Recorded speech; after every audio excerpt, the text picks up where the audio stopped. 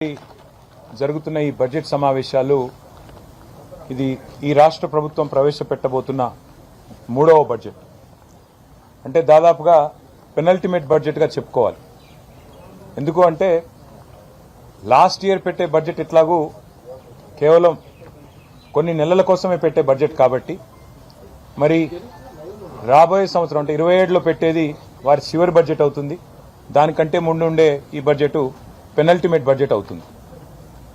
రాష్ట్ర ప్రభుత్వం యొక్క ప్రాధాన్యాలు, రాష్ట్ర ప్రభుత్వం ఇచ్చిన హామీల విషయంలో వారి చిత్తశుద్ధి ఈసారి ఈ బడ్జెట్ ద్వారా స్పష్టంగా బయటపడబోతుందనేది మా పార్టీ యొక్క ఆలోచన.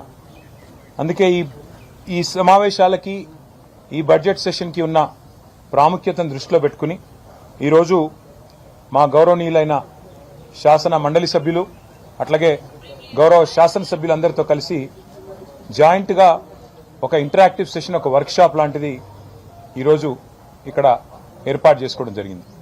ఇందులో మరి ఆల్మోస్ట్ ఈ బడ్జెట్ పెడితే 60% కాంగ్రెస్ పార్టీకి ప్రజలిచ్చిన వ్యవధి అయిపోతుంది. అంటే వారి హామీలు నెరవేర్చడానికి వారికి 5 బడ్జెట్లు పెట్టే అవకాశం ఉంటే ఈ మూడో బడ్జెట్ పెట్టేస్తే 60% సమయం అయిపోతుంది. కాబట్టి మరి ఈ బడ్జెట్లో ఏ రకంగా మనం ప్రధాన ప్రతిపక్షంగా కాంగ్రెస్ పార్టీని వారిచ్చిన హామీల విషయంలో కానీ, ప్రజల తరపున వాళ్ళు చేస్తున్న అరాచకాల విషయంలో కానీ ఏ రకంగా ప్రశ్నించాలి, బడ్జెట్ను కూడా ఏ రకంగా విశ్లేషించాలి, ఎలా మనం ప్రవర్తించాలి అన్న దాని మీద చాలా వివరంగా ఈ ఓరియంటేషన్ సెషన్ సుదీర్ఘంగా జరిగింది.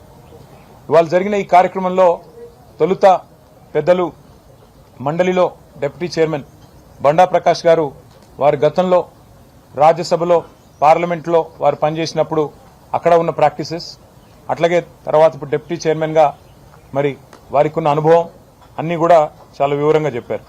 తర్వాత పెద్దలు శాసన మండలిలో ప్రతిపక్ష నాయకులు, మాజీ స్పీకర్ మధుసూనాచారి గారు, వారు స్పీకర్గా వారికి ఉన్న అనుభవం, అట్లాగే శాసనసభలో సుదీర్ఘకాలంగా వారికి ఉన్న అనుభవాన్ని దృష్టిలో పెట్టుకుని వారు కూడా పార్లమెంటరీ ప్రాక్టీసెస్ విషయంలో, ఈ ప్రభుత్వ ఫెయిలియర్స్ విషయంలో, ఎట్లా కేసీఆర్ గారు సమర్థవంతంగా ఆనాడు ఒకే ఒక్కరు శాసనసభలో ఉన్న 2002-03 ప్రాంతంలో ఎంత అద్భుతంగా సమయాన్ని వినియోగం చేసుకున్నారనే విషయాన్ని కూడా మాకు చాలా వివరంగా చెప్పారు.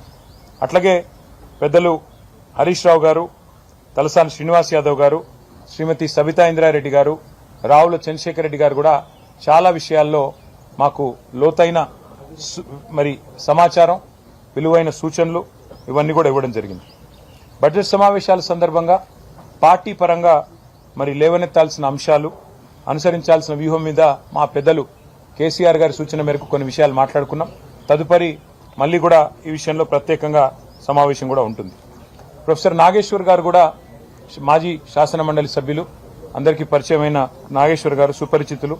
ప్రత్యేకంగా బడ్జెట్లోని మరి ప్రాధాన్యత అంశాలు, ఏ రకంగా బడ్జెట్ను విశ్లేషించాలి, ఏ రకంగా అర్థం చేసుకోవాలి, ప్రభుత్వం చేసే అంకెల గ్యారంటీని ఏ రకంగా మనం దాన్ని లోతుగా అధ్యయనం చేయాలన్న విషయంలో చాలా విలువైన సూచనలు వారు కూడా ఇవ్వడం జరిగింది. ఈసారి ప్రభుత్వ వైఫల్యాలపైనే కాకుండా ప్రజలకు చేసిన మోసాలు, నిరంతరం చేస్తున్న అరాచకాల మీద నిలదీయడానికి బీఆర్ఎస్ పూర్తి స్థాయిలో మరి సన్నద్ధంగా ఉంది. పూర్తి స్థాయిలో ప్రిపరేషన్ కోసం ఇవాళ ఈ సమావేశాన్ని పెట్టుకున్నాం. అసలు చట్టసభలలో చాలా కీలకమైనవి కమిటీ. ఈ ప్రభుత్వం వచ్చి 2.5 ఏళ్లైంది. ఇప్పటి వరకు శాసనసభలో డిప్యూటీ స్పీకర్ లేరు, కనీసం స్టాండింగ్ కమిటీలు లేవు. విధిగా వేయాల్సిన కమిటీలు కూడా మరి చాలా దుర్మార్గంగా, పబ్లిక్ అకౌంట్స్ కమిటీ నిజానికైతే ప్రధాన ప్రతిపక్షం దానికి చైర్మన్గా ఉంటారు. మా పార్టీ తరఫున పెద్దలు కేసీఆర్ గారు హరీష్ రావు గారి పేరును ప్రతిపాదిస్తే పీఏసీ చైర్మన్గా, ఆ రోజు స్పీకర్ గారు ముఖ్యమంత్రి గారి కనుసన్నల్లో మా పార్టీ నుంచి డిఫెక్ట్ అయిన, మా పార్టీ నుంచి పార్టీ మారిన, కాంగ్రెస్లో చేరిన శేర్లింగంపల్లి ఎమ్మెల్యే గారికి అవకాశం ఇచ్చి ఇవాళ ప్రజాస్వామిక విలువలను కూడా తుంగలో దొప్పారు, రాజ్యాంగ స్ఫూర్తిని కూడా మంటగలిపారు. ఒక్కటంటే ఒక్క సెలెక్ట్ కమిటీ లేదు, స్టాండింగ్ కమిటీ లేదు, అసెంబ్లీ నడపాలన్న ఇష్టం కూడా వాళ్ళకి లేదు నిజానికి. కానీ ఏదో నడపక తప్పని పరిస్థితుల్లో అనివార్యంగా బడ్జెట్ పాస్ చేసుకోవాలి, లేకపోతే మరి ₹1 కూడా ఖర్చు చేసే అవకాశం ఉండదు. కాబట్టి ఇవాళ ఏదో తూతూ మంత్రంగా అసెంబ్లీ నడిపే ప్రయత్నం రాష్ట్ర ప్రభుత్వం చేస్తూ ఉంది. కాంగ్రెస్ ప్రభుత్వం ఇవాళ బయట పేదవాళ్ల ఇళ్ల మీద బుల్డోజర్ ప్రయోగిస్తున్న విషయం మీ అందరికీ తెలుసు. అది ఖమ్మం అయితేనేమి, మహబూబ్ నగర్ అయితేనేమి, ఇవాళ చేవెళ్ల అయితేనేమి, ఎక్కడైతేనేమి, రాష్ట్రంలో హైదరాబాద్ అయితేనేమి, ఎక్కడికక్కడ బుల్డోజర్ విధానాన్ని తెచ్చారు. శాసనసభలో కూడా అదే బుల్డోజింగ్ టాక్టిక్తో పోదామని చూస్తూ ఉన్నారు. మందబలంతో మా గొంతు నొక్కే ప్రయత్నం చేస్తూ ఉన్నారు. కేవలం అబద్దాలు, అసత్యాలు, అర్ధసత్యాలు, పచ్చి అభూత కల్పనలతో టైంపాస్గా కాలక్షేపంగా శాసనసభ సమావేశాలను, శాసన మండలి సమావేశాలను మార్చే ప్రయత్నం చేస్తూ ఉన్నారు. ప్రజలకిచ్చిన హామీల విషయంలో, 6 గ్యారంటీల విషయంలో వారి నాయకుడు రాహుల్ గాంధీ గారు మాటిచ్చారు. మొట్టమొదటి కేబినెట్ సమావేశంలోనే ప్రభుత్వం ఏర్పడ్డ తర్వాత మేము 6 గ్యారంటీలకు చట్టబద్ధత కల్పిస్తాము, వెంటనే చేస్తామన్నారు. మరి 2.5 ఏళ్లు కావస్తా ఉంది. చట్టబద్ధత అనేది ఎప్పుడో చుట్టబండలు అయిపోయింది. అందుకే మేము పార్టీగా నిర్ణయం తీసుకున్నాం.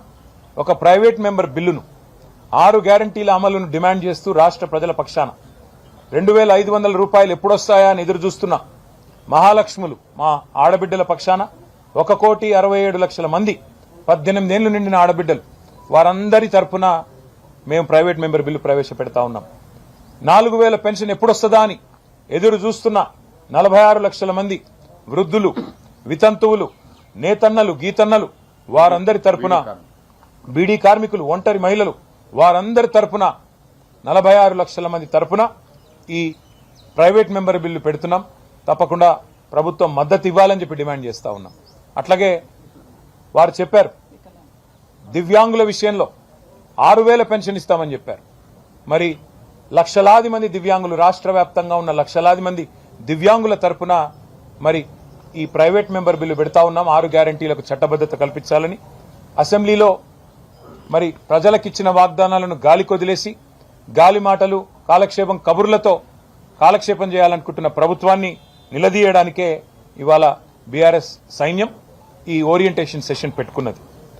రాహుల్ గాంధీ గారి కుటుంబానికి, గాంధీ పరివార్కి 1000 కోట్లు పంపుతానని చెప్పిన ముఖ్యమంత్రి గారు కొత్తగా రాహుల్ బంధు పథకం పెట్టినట్టున్నారు. రైతు బంధు మార్చి 10కి కూడా దిక్కులేదు. ముచ్చటగా మూడోసారి రేవంత్ రెడ్డి గారి ప్రభుత్వం వచ్చినాక రైతు బంధు ఎగ్గొట్టే ప్రయత్నం చేస్తా ఉన్నాడు. గతంలో 2 సార్లు ఎగ్గొట్టాడు. ఇప్పుడు ముచ్చటగా మూడోసారి కూడా ఎగ్గొడతా ఉన్నాడు. అందుకే రాష్ట్రంలోని 70 లక్షల మంది రైతుల తరపున 6 గ్యారంటీలకు చట్టబద్ధత కల్పిస్తే 15,000 వేస్తానన్న మాట నిజమైతది. కాబట్టే ఈ ప్రైవేట్ మెంబర్ బిల్లు ప్రవేశపెట్టబోతా ఉన్నాం. అట్లాగే 10 ఏళ్లలో ఆర్థిక వృద్ధిలో మెరుపు వేగంతో దూసుకొని పోయిన తెలంగాణను తిరోగమన విధానాలతో ఈ ప్రభుత్వం ఇవాళ దారుణంగా దెబ్బతీస్తా ఉన్నది. వీళ్ళు మోసం చేయని వర్గం లేదు, కుప్పకూల్చని రంగం లేదు. 1 కోటి మంది మహిళల్ని కోటీశ్వర్లు చేస్తామని చెప్పి డైలాగులు తప్పకుండా అడుగుతాం ముఖ్యమంత్రి గారిని, ప్రభుత్వాన్ని. ఎంతమంది మహిళలు కోటీశ్వర్లు అయినారు, ఎంతమంది లక్షాధికారులు అయినారు మీ ప్రభుత్వం వచ్చాక చెప్పమని అడుగుతాం. మరి ఆ తల్లులందరికీ ఎందుకు మహాలక్ష్మి అమలు చేయట్లేదు నిలదీస్తామని చెప్పి కూడా ఈ సమావేశాల సందర్భంగా మాట్లాడుకున్నాం. అట్లాగే రైతులందరూ బోనస్ ఎప్పుడొస్తుంది, యూరియా బస్తాలు కనీసం దొరుకుతలేవనే బాధలో ఉన్నారు. అనుముల వారు ఎరువులు కూడా ఇచ్చే పరిస్థితి లేదు. వాళ్ళ తరపున కూడా, రైతుల తరపున కూడా తప్పకుండా ఈ ప్రభుత్వాన్ని నిలదీస్తాం. ఇక కరెంటు కష్టాలు మళ్లీ మొదలైనాయి. పంటలు ఎండిపోతా ఉన్నాయని చెప్పి రైతులు అధికారుల కాళ్ల వేళ పడతా ఉన్నారు. తప్పకుండా ఎండుతున్న పంటలు, కరెంటు కోతల మీద కూడా ఈ ప్రభుత్వాన్ని తప్పకుండా నిలదీస్తాం. ఇండ్ల కూల్చివేతల మధ్యన జరుగుతున్న ఈ బడ్జెట్ సమావేశాలు తప్పకుండా వాటి విషయంలో కూడా ఈ ప్రభుత్వాన్ని ఆ పేదల పక్షాన వారి వేదనలన్నీ విన్నవారుగా, వారికి అండగా నిలబడ్డవారుగా తప్పకుండా ఖమ్మంలోని వెలుగుమట్ల బాధితుల తరపున, మూసీ బుల్డోజర్ల కడ్డంగా నిలుస్తున్న మా రాజేంద్రనగర్ మూసీ పరివాహక ప్రాంతంలోని పేదల తరపున, రాష్ట్ర వ్యాప్తంగా మరి ఈరోజు ఈ ప్రభుత్వ జులుం వల్ల మన భూములు కోల్పోతున్న, అసైన్మెంట్ భూములు కోల్పోతున్న పేద దళితులు, పేద గిరిజనుల తరపున ఈ శాసనసభ సమావేశాల్లో తప్పకుండా నిలదీస్తాం. అట్లాగే నిరుద్యోగులు 2 లక్షల ఉద్యోగాలు ఎదురు చూస్తా ఉన్నారు. ఈ ప్రభుత్వం వచ్చిన తర్వాత మొదటి సంవత్సరంలోనే 2 లక్షల ఉద్యోగాలు ఇస్తామన్న రాహుల్ గాంధీ గారి హామీ ఏమైంది, జాబ్ క్యాలెండర్ ఏమైంది, ఇవన్నీ కూడా తప్పకుండా ప్రభుత్వాన్ని, తెలంగాణ యువత తరపున నిలదీస్తాం.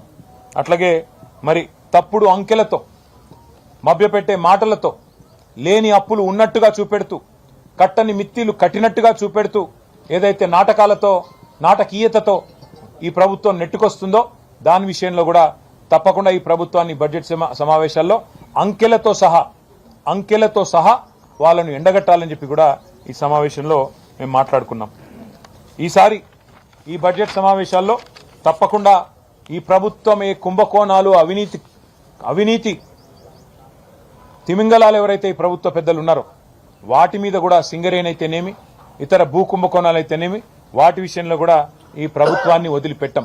ఎందుకంటే తెలంగాణలోని ఏ వర్గానికి ఇవ్వడానికి ఒక రూపాయి లేదు నీ దగ్గర. తెలంగాణలోని ఏ ఒక్క వర్గానికి దళితులకు గిరిజనులకు మీరు చెప్పారు, చేవెళ్లలో చెప్పారు.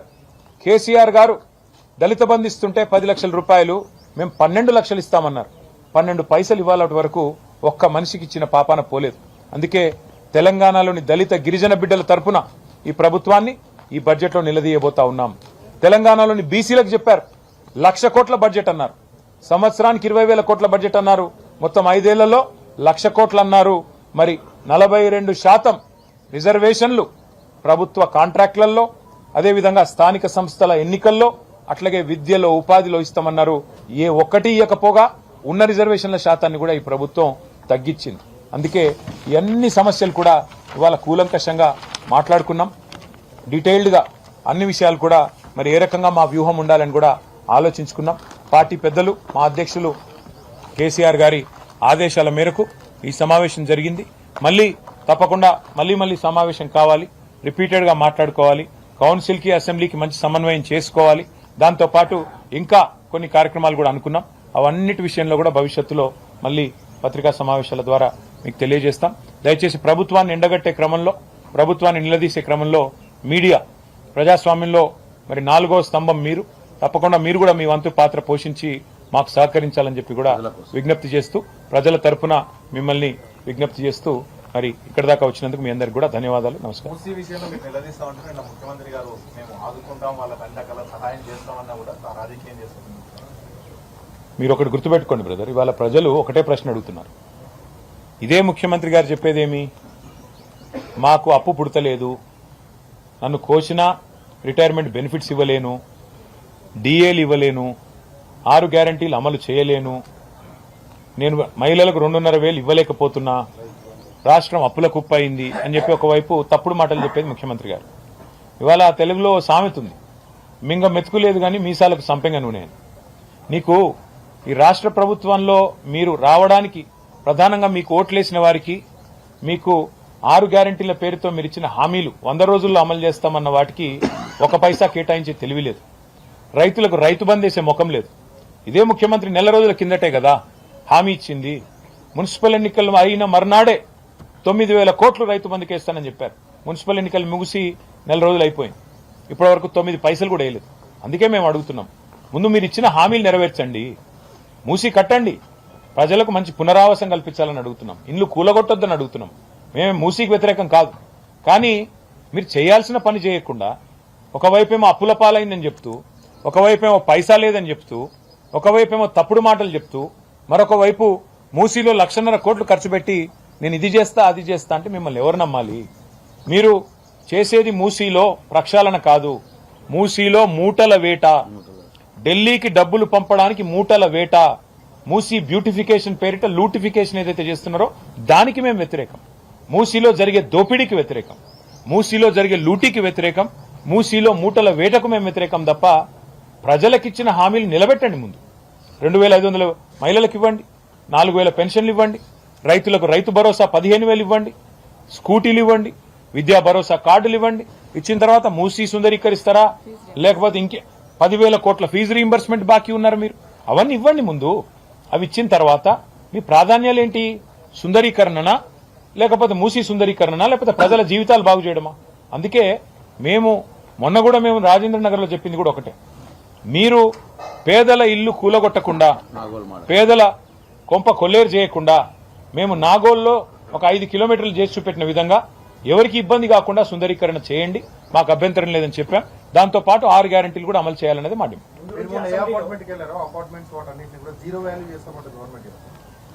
ఈరోజు ఈ రాష్ట్రంలో జీరో వాల్యూ అంటే ఎవరికైనా ఉన్నదా అంటే రేవంత్ రెడ్డి గారి మాటకి.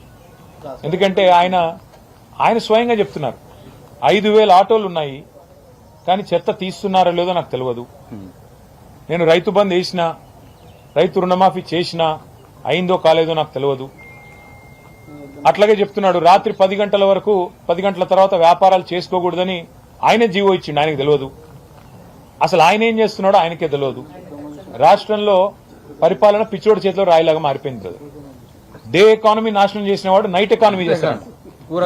పొద్దున పూట మంచిగా నడిచే రియల్ ఎస్టేట్ రంగాన్ని నాశనం పట్టించి మొత్తం దివాలా తీసే విధంగా చేసినాడు. నైట్ ఎకానమీ తెస్తా అంటే ఎవరన్నా నమ్ముతారా? అందుకే మేము అనేది, అయ్యా రాహుల్ బంధు పథకం కాదు, రైతు బంధు పథకం అమలు చేయి, ఇచ్చిన మాట నిలబెట్టు. ఢిల్లీకి 1000 కోట్లు పంపడం కాదు, రైతులకు 9,000 కోట్లు ఇయ్యి. ఉన్న ఇల్లు కూలగొట్టినోడివి నువ్వు. హైదరాబాద్ లో ఒక ఇల్లు కట్టినవా? ఒక్క ఇల్లు 2.5 ఏళ్లలో. నేను మొన్న కూడా చెప్పాను, మళ్ళీ చెప్తున్నా, హైదరాబాద్ లో ఈ ప్రభుత్వం 2.5 ఏళ్లలో ఒక్క ఇల్లు కట్టినట్టు రుజువు చేస్తే నేను రాజకీయాలు వదిలేస్తా అని చెప్పాను. చూపెట్టమనండి. మేము కట్టిన ఇళ్లకు 3 రంగులు పూస్తే ఇల్లు అయిపోదు కదా. మేము ఇచ్చిన ఉద్యోగాలకు కాయిదాలు ఇచ్చుడు, మేము కట్టిన ఇళ్లకు 3 రంగులు పూసుడు, ఇదా నువ్వు చేసే పని? మేము కట్టిన ఫ్లైఓవర్లకు రిబ్బన్లు కట్ చేసుడు, మేము కట్టిన కొత్తవాల్గూడ పార్కుకు పోయి రిబ్బన్ కట్ చేసి నేనే చేసిన డబ్బా కొట్టుకోవడం, ఇదేనా మీరు చేసేది? అందుకే మేము అనేది, నీ మాటకి ఇయ్యాలా ఈ రాష్ట్రంలో విలువ లేదు, నీ పొజిషన్ కి విలువ లేదు, నీకు జీరో వాల్యూ ఉంది. ఇది తేలిపోతుంది భవిష్యత్తులో, మీరు చూడండి. Thank you. చూద్దాం, వారు ప్రజాస్వామికంగా ఉంటే మేము అంతకంటే ప్రజాస్వామికంగా ప్రజల తరపున ఉంటాం. అందుకే కదా ఇంత డే లాంగ్ సెషన్ పెట్టుకుంది, మేధావులని పెద్దల్ని పిలిచింది, మాట్లాడుకుంది, అన్ని రకాలుగా ప్రిపేర్ అవుతుంది. అందుకే కదా ప్రజాస్వామికంగా ప్రభుత్వం వ్యవహరించాలని కోరుతున్నాము, వ్యవహరిస్తారని ఆశిస్తున్నాము.